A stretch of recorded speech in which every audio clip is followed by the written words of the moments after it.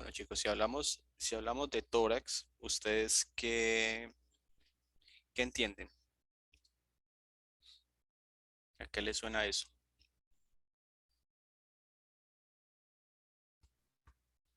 Tórax como una cavidad, ¿no?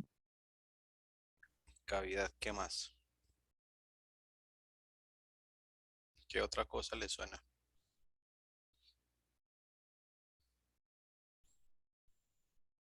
¿Dónde está el tórax? En la parte superior del tronco. La parte superior y anterior del tronco, listo. ¿Qué otra cosa podemos decir de Pero ella empieza desde el cuello, ¿no? tórax? Comienza desde el cuello. ¿Qué más podemos decir?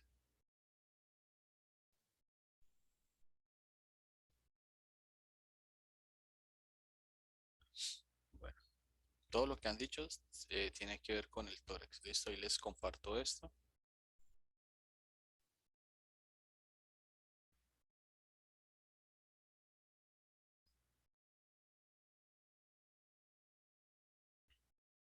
Bueno, entonces cuando hablamos del tórax, el tórax él conforma una reja.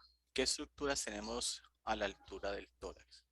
Primero, el tórax está delimitado en la parte superior por una abertura superior que corresponde al espacio que deja la primera costilla, y en la parte inferior tenemos otra abertura que corresponde al espacio que está siendo delimitado por un músculo que se llama el diafragma.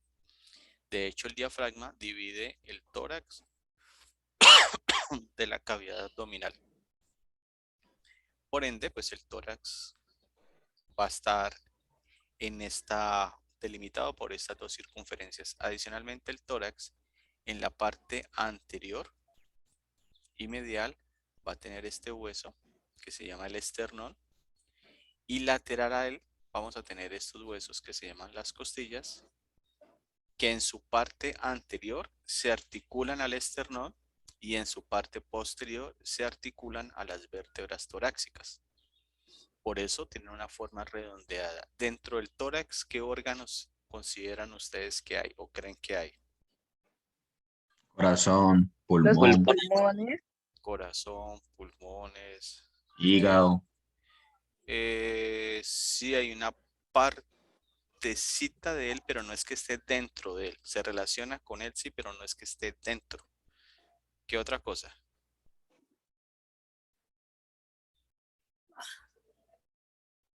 ¿Qué otros órganos tenemos en el tórax? ¿Yo? El esófago. Tenemos el esófago. ¿Qué otras estructuras?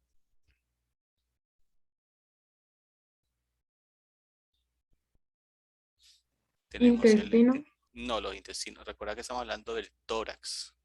Y yo acabo de decirle que hay dos cavidades, una torácica y una abdominal. Y que hay un músculo que divide la cavidad torácica y la abdominal que se llama el diafragma. Entonces, los intestinos están por debajo al diafragma, son inferiores al diafragma. Tenemos tráquea, tenemos esófago, tenemos arteria aorta, tenemos unas venas grandes como las venas cava superior e inferior, tenemos los pulmones, tenemos el corazón, tenemos los bronquios, los bronquiolos, etcétera, etcétera. Esas son las estructuras que están dentro de la reja costal.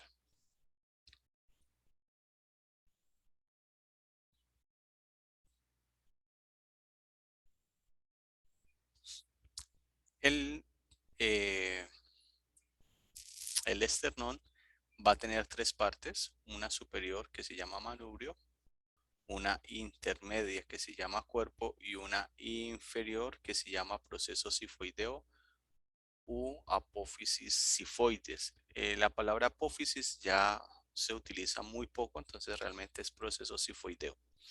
Entre el cuerpo y el manubrio, aquí se forma algo que conocemos como el ángulo costal o el ángulo de Lewis, aquí. Y este ángulo puede ser abultado, o sea, puede ser así, sobresaliente, y a eso se le llama pectum carenatus.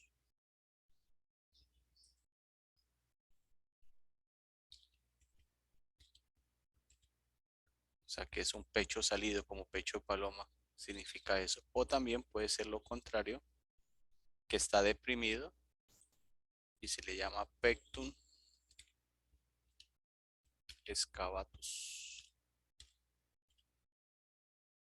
O sea, que es un pecho que está hundido. ¿Han conocido personas así? Sí, profe. Mateo, ¿no? En la parte superior, el esternón tiene esta incisura que se llama la incisura o escotadura yugular. Aquí es donde se hace un procedimiento que se llama la traqueostomía. Lateralmente presenta unas incisuras. Esta se llama la incisura clavicular, punto donde se articula la clavícula para formar la articulación externo-clavicular. Y lateralmente tenemos las incisuras costales, que es el punto donde las costillas se unen al esternón. Esto que tenemos aquí.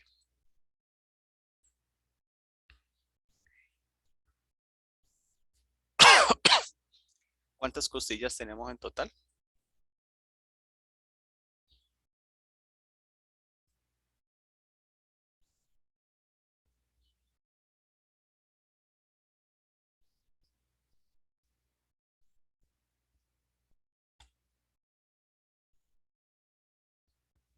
Ole, ¿cuántas costillas tenemos?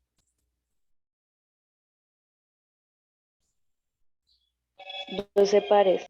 Tenemos 12 pares, que es en total nos da 24. ¿Listo? Las costillas se unen al esternón a través del cartílago costal que está aquí. ¿Listo? Y me forma una articulación que se llama la esternocondral. Y entre el cuerpo y el manubrio del esternón, aquí, y entre el cuerpo y el proceso sifoideo, van a haber dos articulaciones cartilaginosas tipo sincondrosis. Entonces, si está entre el manubrio y el cuerpo, se llama manubrio esternal, y si está entre el cuerpo y el proceso sifoideo, se llama sifoesternal. Son sincondrosis, son articulaciones cartilaginosas. Bueno, las costillas, entonces tenemos un total de 12. Esas costillas se clasifican en 7 costillas verdaderas o veras. Ustedes van a ver en algunos libros que le llaman así. Y 5 costillas falsas. Estoy hablando de un solo lado, ¿no? O espurias. ¿Por qué creen ustedes que se le llaman verdaderas a las 7 primeras y falsas a las últimas?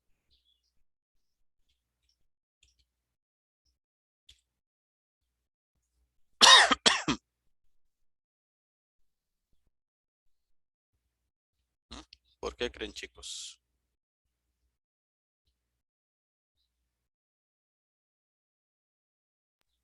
Porque las 7 primeras están pegadas al esternón. Ujú, ¿cierto? Así es. Entonces, le llamamos verdaderas porque se articulan directamente al esternón. Y les llamamos falsas porque no se articulan directamente al esternón. De las 12 costillas, si hablamos por un solo lado, especialmente la primera va a tener una orientación o eh, posicionamiento de forma horizontal. Entonces ella va a estar así. Voy a hacer. La parte más ancha va a estar orientada hacia la parte superior e inferior, y la parte más angosta va a estar orientada hacia la parte anterior.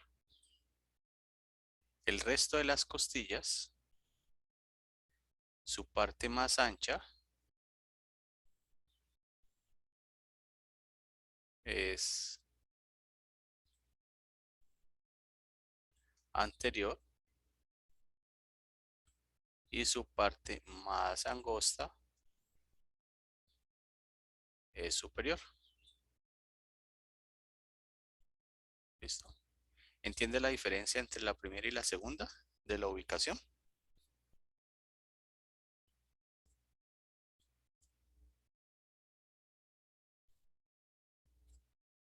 Sí, señor. Entonces, las costillas van a tener las siguientes partes. Independiente de su posicionamiento, ellas presentan una cabeza que tiene dos carillas articulares, un cuello, un tubérculo, un ángulo, un cuerpo y en la parte inferior un surco. Esta, por ejemplo, la parte más ancha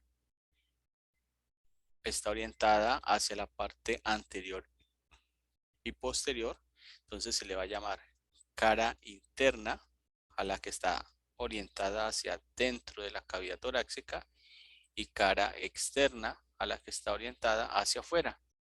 Por ende, la parte superior es el borde superior y la parte inferior el borde inferior. En la primera costilla y posiblemente también la segunda, tenemos la cabeza, tenemos el cuello, tenemos el tubérculo, tenemos el ángulo, tenemos el cuerpo, pero su parte más ancha, bien sea que esté orientada hacia la parte superior o inferior, se le llama cara. Es cara superior, cara inferior, y la parte más angosta está orientada hacia la parte interna, borde interno, y su parte contraria, borde externo. Esa es la diferencia que hay entre la primera y las demás costillas.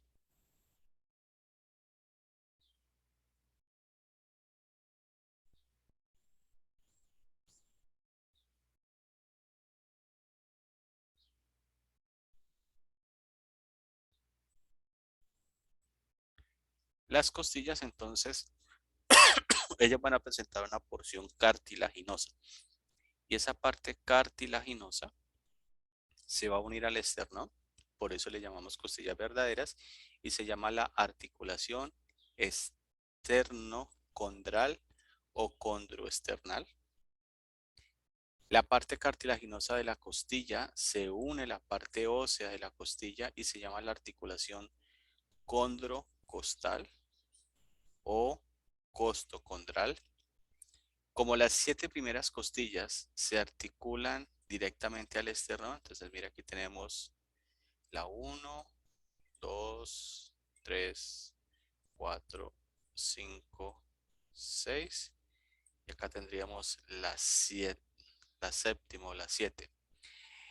La costilla número 8, que sería esta, se une a la costilla número 7 y me forma una articulación que es la intercondral. ¿Listo? Entonces, esas son las articulaciones que tengo en la parte anterior de las costillas. De las 5 costillas que son flotantes, perdón, que son falsas o espurias, hay 2 que no se articulan a la parte anterior, por eso se le llaman flotantes, porque solamente están articuladas hacia la parte posterior. En la parte anterior no están articuladas.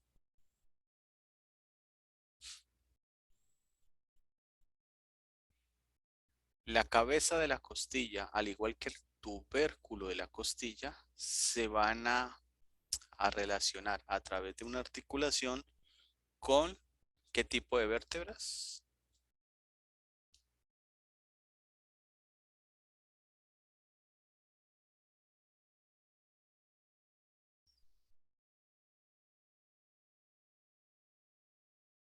¿Con qué tipo de vértebras se van a relacionar?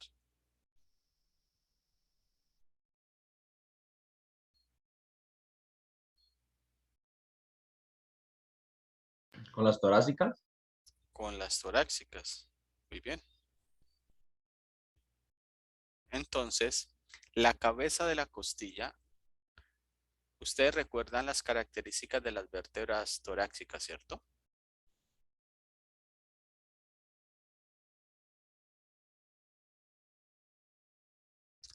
Las vértebras torácicas tienen en su proceso transverso una carilla articular. La cara articular transversa o la faceta articular es lo mismo. Y tenemos una carilla articular superior que está presente en el cuerpo de la vértebra y una carilla articular inferior o una faceta articular superior e inferior. Recuerdan que la cabeza de la costilla tenía dos carillas articulares, más o menos así. No es que piensen que eso sea un huesito de perro. Entonces, esta carilla articular superior, esta y esta, la parte superior se va a articular a la carilla inferior. Y la inferior, que sería esta, se va a articular a la parte superior. Entonces ahí se forma la articulación que se conoce con el nombre de articulación de la cabeza de la costilla. Y el tubérculo de la costilla se va a unir a la cara articular del proceso transverso de la vértebra torácica y me va a formar la articulación costo-transversaria o articulación costo-transversal. El conjunto de las articulaciones de la cabeza de la costilla más la articulación costo-transversaria, a eso le vamos a llamar articulaciones costovertebrales. Entonces, si a ustedes les pregunto qué articulaciones forman las articulaciones costovertebrales, ¿cuál sería la respuesta? La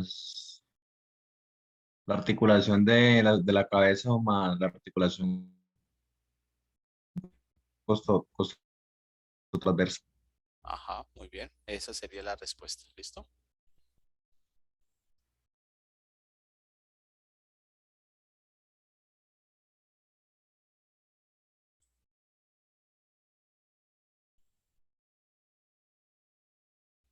Muy bien.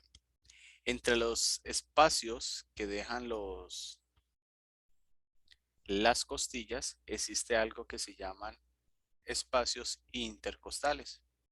Entonces, mira, aquí tenemos, vamos a delimitarlo mejor. Mira, este es el borde superior de una costilla. Aquí tendríamos, en este caso sería la primera, sería la cara inferior. Y entre ellos, este espacio es el que nosotros le llamamos espacio intercostal. Si tengo 12 costillas, ¿cuántos espacios intercostales voy a tener?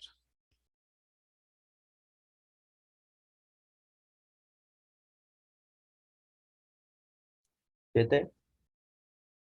Tenemos 10. 1, 2, 3, 4, 5, 6, 7, 8, 9, 10. Porque recordar que entre la primera, por encima de la primera no hay nada y por debajo de la 12 tampoco hay. Tenemos 10 espacios intercostales. En esos espacios intercostales van a haber unos músculos que tienen que ver con un proceso fisiológico que se da a nivel de unos órganos del tórax. ¿Qué órganos de los que ustedes nombraron en el tórax? ¿Qué funciones cumplen desde lo que ustedes ya han escuchado?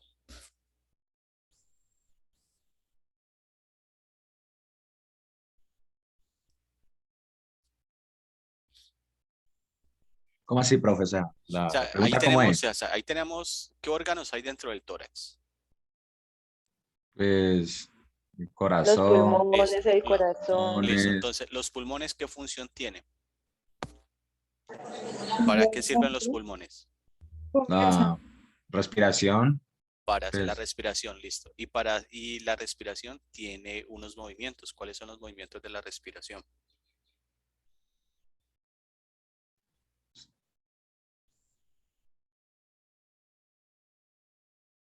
¿Cuáles son los movimientos de la respiración? Inhalación, exhalación. Inhalación y exhalación. Y para poder que se hagan esos movimientos respiratorios, tienen que haber unos músculos que permitan que al contraerse se genere ese efecto, ¿cierto? Entonces nosotros tenemos dentro de los espacios intercostales unos músculos que si están dentro de esos espacios, ¿cómo se llamaría? Intercostales, profe. Intercostales. Exactamente, o sea, dentro de los espacios intercostales tenemos músculos intercostales. Entonces van a haber unos músculos que su orientación va a ser en la de medial a lateral, aquí los vemos, que son estos, y van en ese sentido, básicamente.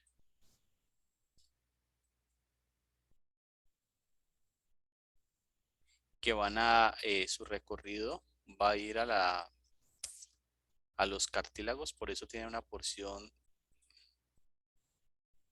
cartilaginosa. Se llaman los músculos intercostales internos.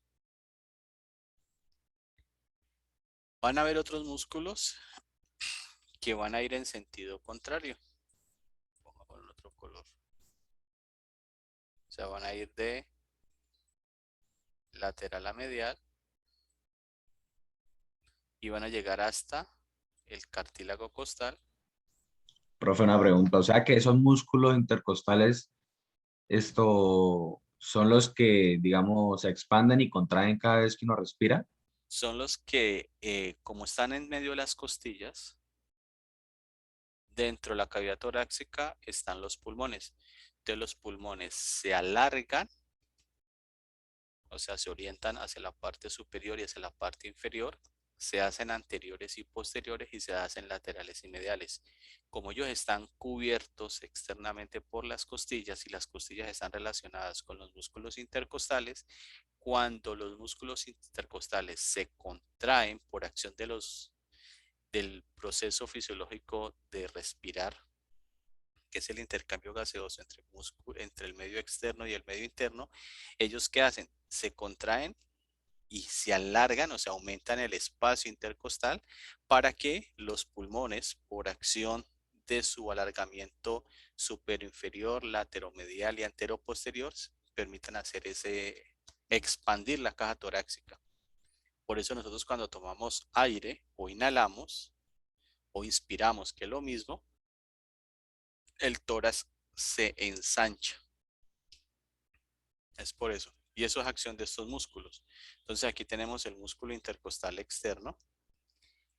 Sin embargo, en la parte interna del tórax hay unos músculos que van a tener las mismas características de orientación de fibras de los intercostales internos. Acá lo vemos, que van a ir de medial a lateral y se llaman los músculos intercostales íntimos. O sea, los intercostales íntimos están dentro de la cavidad torácica. Y atrás del tórax tenemos este músculo que se le llama el transverso del tórax, que es un músculo oblicuo. O sea, sus fibras no son transversas, sino que son fibras oblicuas. En la parte inferior, nosotros vamos a encontrar este músculo grande que se llama el músculo diafragma o músculo diafragmático. El diafragma va a tener dos superficies, una que está orientada hacia la parte del tórax, que se le llama la superficie torácica, y otra que está orientada hacia el abdomen, se llama la superficie abdominal. El diafragma va a tener orígenes en la región lumbar, orígenes en la región costal y va a tener un origen en la parte external. Y el diafragma va a ser una especie de sombrilla. Así.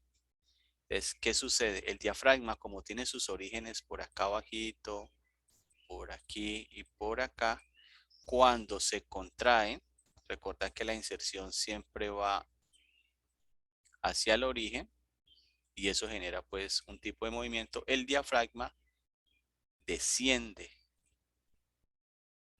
Por eso al descender, o sea, como baja, los pulmones se tienen que alargar. Por eso, chicos, es inexacto decir que existe una respiración diafragma, una respiración abdominal, perdón. Ese tipo de respiración no existe, existe una respiración pulmonar, porque dentro de los pulmones es que se da el intercambio de gases entre el medio externo y el medio interno. ¿Listo? O sea, si usted dice es que el paciente tiene respiración abdominal, está diciendo un pleonasmo, está diciendo algo que es errado, porque la respiración definida como el intercambio gaseoso entre el medio externo y el medio interno no se hace en el abdomen, se hace en los pulmones. Por eso es errado decir, ¿hay movimientos respiratorios abdominales? Sí, completamente de acuerdo, pero respiración abdominal no la hay. ¿Listo, chicos? Bueno, les sugiero entonces que hagamos una primera pausa. Bueno, entonces el diafragma, como les decía hace un momento, es el músculo que se encuentra entre la cavidad abdominal y la cavidad torácica. Este músculo presenta tres orígenes, ya lo habíamos hablado, un origen lumbar que corresponde a esta región, a partir de algo que se llaman los pilares del diafragma. Entonces vamos a tener algo que se llama el pilar derecho, que es este, que es el más largo, y el pilar izquierdo, que es este. Estos pilares en la parte superior van a presentar un ligamento, que lo vemos aquí, que se llama el ligamento arcuado medio, y este ligamento va a permitir la formación de un espacio que se denomina el hiato aórtico. Y cuando yo hablo de hiato, que se escribe de esta forma, HI, el hiato aórtico, es un espacio por el cual pasan más de una estructura, perdón. En este caso pasaría la arteria aorta, que ya a esta altura se convierte en aorta abdominal, y pasaría de sentido inferior superior el conducto torácico, que es lo que va a llevar el tejido linfático de cavidad abdominal, miembros inferiores, hacia la parte superior. Este ligamento arcuado medio, entonces va a estar entre los dos pilares. Este mismo ligamento se proyecta medialmente a la columna y aquí se le llama ligamento arcuado medial, que está sobre el borde superior de un músculo que se llama el psoas mayor, que es este. Y luego tengo el ligamento arcuado lateral, que está sobre el músculo que se llama el cuadrado lumbar o cuadrado de los lumbos. El diafragma, como está entre el abdomen y el tórax, va a presentar otro hiato, este que veo acá, se llama el hiato esofágico. Por aquí pasa el esófago acompañado de los troncos vagales, anterior y posterior. Los troncos vagales, recuerden que tienen que ver con el nervio vago, y este orificio grande que veo en esta parte corresponde a el orificio de la vena cava inferior, porque recuerda que hay dos venas cavas, una superior y una inferior. Estas son las estructuras que voy a encontrar en la superficie abdominal o en la cara inferior del diafragma. Estos ligamentos, el arcuado medial, que sería este, y el arcuado lateral, pues se repiten al lado derecho. En total nosotros tenemos 5 ligamentos arcuados, uno medio, 2 mediales y 2 laterales. En la vista superior vamos a ver unas estructuras de color blanquecino o nacarado, que es esta, que corresponde a los foliolos. Son 2 laterales y uno anterior. Y este punto medio que acabo de señalar aquí corresponde al centro tendinoso del diafragma. Y el centro tendinoso del diafragma teóricamente es el punto donde todas las fibras convergen, y en la superficie torácica hay una relación directa con el pericardio fibroso, que es un tejido que está en la parte externa del corazón. ¿Preguntas allí, chicos?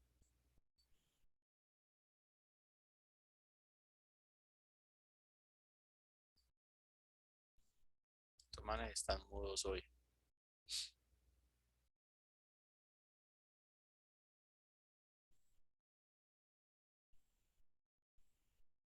Listo. El diafragma está inervado por el nervio frénico. ¿El nervio frénico de dónde viene?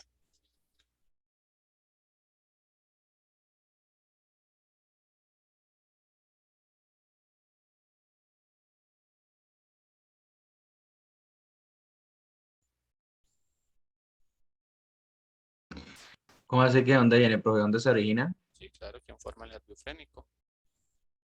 Profe, ¿no es de la médula? No sé, dime tú. ¿De la médula espinal? No sé, Sí, profe. pregunto. ¿Sí? ¿Apostamos? Es de la médula espinal. Apostamos un 5 para todos, y si ustedes ganan 5 para todos y si yo pierdo 1 para todos, ¿le metemos adrenalina a esto o qué?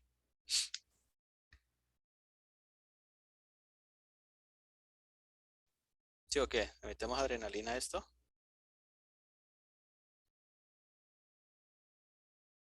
Ay, profe, acertamos, no hay nada. ¿Qué? Sí, así, así. ¿Sí? ¿Uno para todos? Listo, 1 para No, todos. profe, no. Ya, ustedes dijeron que sí. El nervio frénico, recuerden que viene del plexo cervical, se forma de C3, C4 con un aporte de C5 que es plexo braquial. Uy, un 1 para todos. Golpe bajo. Vas a ser persona no grata en tu grupo. Un día con otro grupo el semestre pasado hicimos eso, pero no hicimos fue clase tema visto. Yo les dije, si ustedes ganan, perfecto, pero si yo gano, tema visto y no doy la clase. Imagínate qué pasó. Gané ese día. Entonces aquí No, tenemos pero el... digo porque no aceptamos el trato.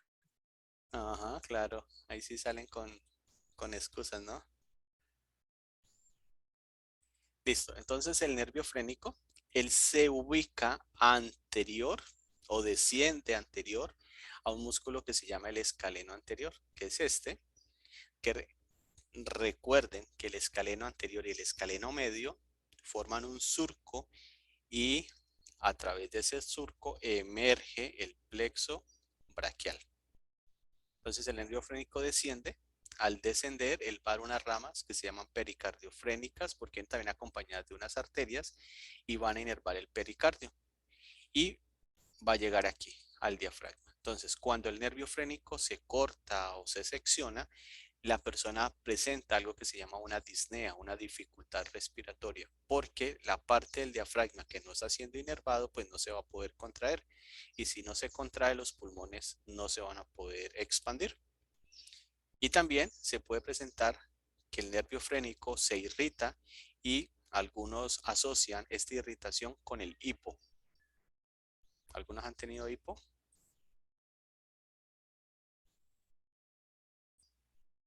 Sí, profe.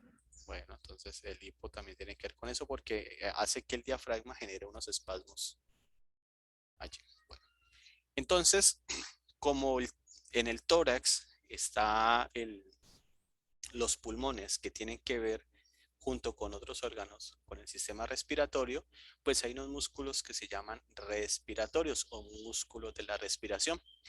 Nosotros dentro de eso hablamos de dos conceptos, el concepto de agonistas, que es ese. ¿Sí lo recuerdan?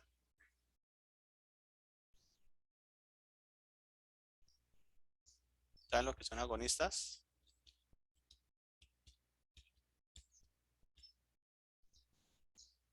¿Sí lo recuerdan o no?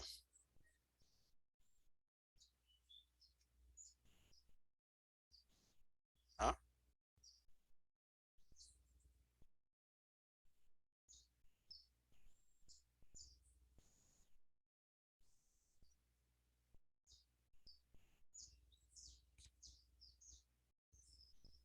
Chicos, ¿saben lo que es agonista?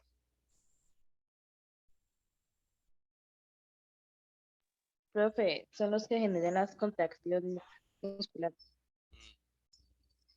Cerca, pero no. Los músculos agonistas son aquellos responsables directos de una acción muscular, de una contracción. ¿Listo? Entonces vamos a tener que los músculos responsables de la respiración en su componente inspiratorio. Entonces vamos, aquí tenemos los principales.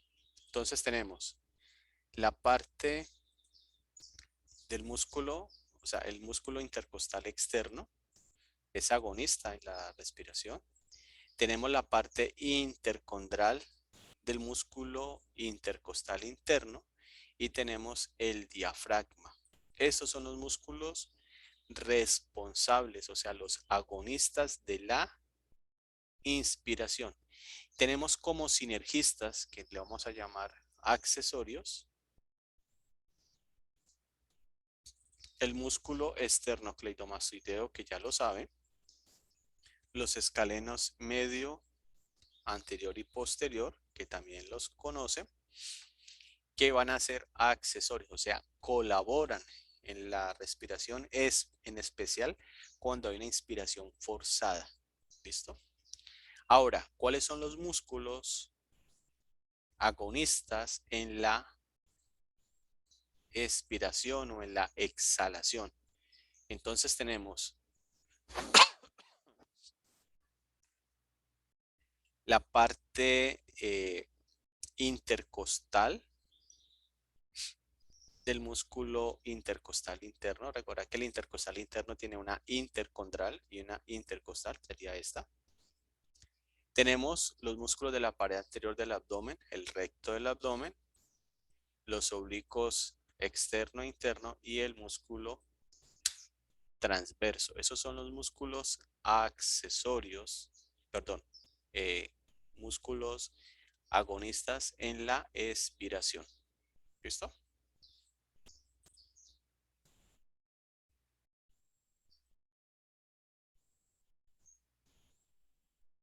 Dentro del, bueno, no dentro del tórax, pero sí en la región del tórax, en la parte más externa, tanto en hombres como mujeres, pero con un mayor desarrollo en mujeres, tenemos la glándula mamaria. Entonces, la glándula mamaria es una estructura que va a presentar unas glándulas areolares, una papila mamaria, donde están los poros lactíferos y toda esa estructura grande se llama la areola. Los hombres y las mujeres también la tenemos, pero por el tema de descarga hormonal se desarrolla en las mujeres, más no en los hombres. La glándula mamaria entonces va a tener unas estructuras que van a permitir el transporte y almacenamiento de la leche hasta que sea esta eyectada. Entonces tenemos un conducto lactífero, que es el que va a traer la leche, o sea, la va a transportar. Tenemos el seno lactífero, que es el sitio donde va a estar almacenada, y a través de los poros lactíferos, por el estímulo de succión que genera el bebé, la leche pues sale. La glándula mamaria, si lo vemos en una vista lateral, la voy a encontrar entre la segunda y la sexta costillas y ahí ya está, se ubica anterior al músculo pectoral mayor. Va a tener unos ligamentos suspensorios que la ayudan a sostener. Sin embargo, por la cantidad de tejido graso que presenta en ella, en ocasiones cuando las mujeres bajan de peso o después de pasar la fase de lactancia materna, vuelven a su tamaño normal. Pero también por el efecto del mismo, o sea, del peso, tienden a descolgarse hacia la parte inferior. La glándula mamaria va a presentar unos nodos linfáticos que están circundante a ella. Vamos a tener unos nodos linfáticos axilares, unos nodos linfáticos paraesternales que están ubicados al lado del esternón, y eso explicaría el por qué cuando se presenta una patología como cáncer de mama se hace una metástasis y puede ser rápidamente diseminado los tumores o las células cancerígenas al resto del cuerpo.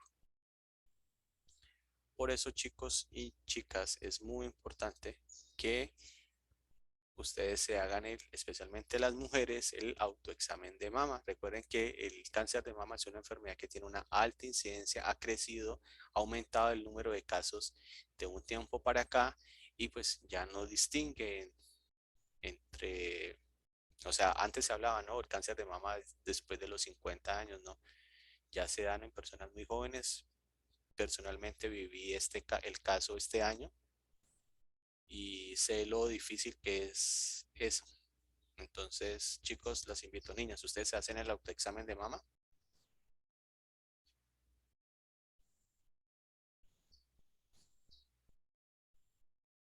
A veces, A veces, ¿y por qué a veces?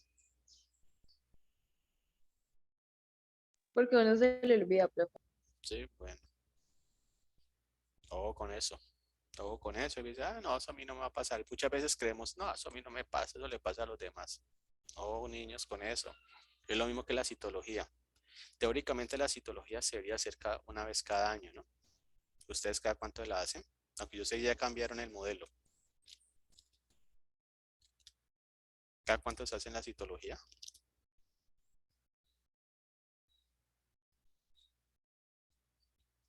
Yujú. Chicos, ¿ustedes a sus parejas, a sus novias, las acompañan y están pendientes de esas cosas o tampoco?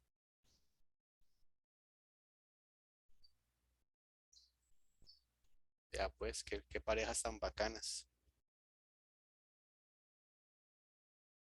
Entonces, ¿cómo se hace el autoexamen de mama? Vamos desde el centro, en espiral ascendente hacia afuera, y lo que se debe de palpar es cualquier masita que sintas allí, cualquier abultamiento que sintas, hay que descartarse si es un tumor que puede ser maligno o puede ser benigno. Entonces, normalmente lo que haces es que te haces el autoexamen, haces la palpación, te das cuenta y luego consultas con tu médico, le explicas. La mama se divide en 4 cuadrantes y luego te hacen una mamografía, ubican dónde está la lesión quística y luego, ¿qué hacen? Toman una biopsia, o sea, hacen un corte, entran, toman una muestrica del tumor, se lleva a patología, se estudia el tipo de célula que hay y a partir de allí se hace un diagnóstico. ¿Listo? ¿A los hombres también les da cáncer de mama? Claro que sí. Nosotros también tenemos que hacernos el autoexamen y también, adicionalmente, el examen de mama, debemos de hacernos el examen de testículo, porque los hombres también tenemos riesgo de cáncer de testículo. Chicos, ¿ustedes se hacen el autoexamen de testículo? Profe, yo creo que nosotros nos lo hacemos más seguido que las mujeres. ¿Cómo? Yo creo que nosotros eso nos lo hacemos más seguido que las mujeres. Posiblemente sí. El examen de testículo, no el examen de otra cosa. Ah, claro.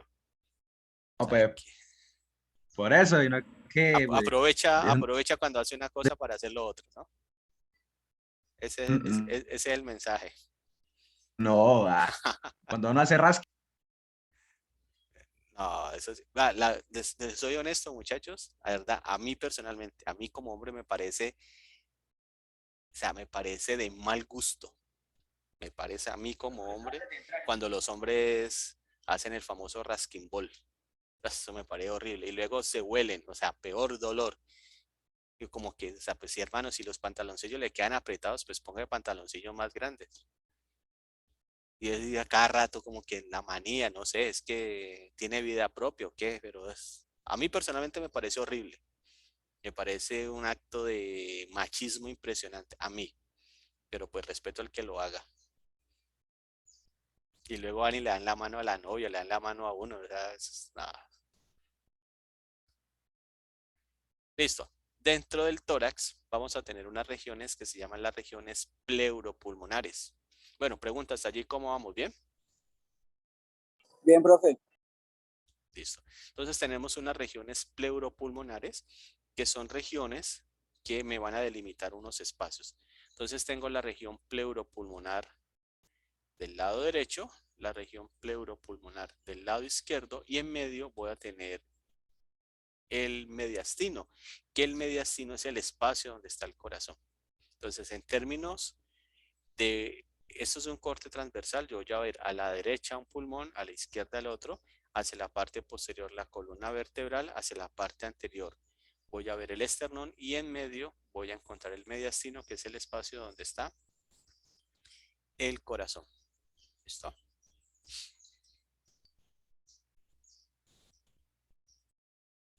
Entonces, yo el mediastino puedo hablar de él, de un mediastino superior e inferior. Entonces, el mediastino superior va a estar delimitado por la primera costilla, donde está la abertura superior, y este va de T1 a T4, el mediastino superior, mediastino superior. Y voy a tener el mediastino inferior, que va de T4 a T12. Ahora, también voy a tener mediastinos que lo puedo entender de antero posterior. Voy a tener entonces mediastino anterior, que va a estar relacionado, es el espacio que está entre la parte posterior del esternón y el pericardio fibroso, que es la bolsa que cubre el corazón. El mediastino medio, que es el espacio que comprende el corazón, y el mediastino posterior, que está entre los cuerpos vertebrales de vértebras torácicas y el corazón. Entonces voy a dar de tres mediastinos. Mediastino superior, que lo ubico entre T1 y T4, mediastino inferior, que va entre T4 y T12. Y los anterior, medio y posterior, que ya sabemos su distribución.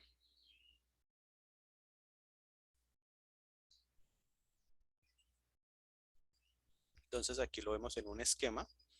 Mediastino superior, abertura superior, mediastino inferior de T4 a T12 y mediastino anterior, medio y posterior, tomando como referencia los límites anterior y posterior del corazón. Bueno, chicos, ¿preguntas?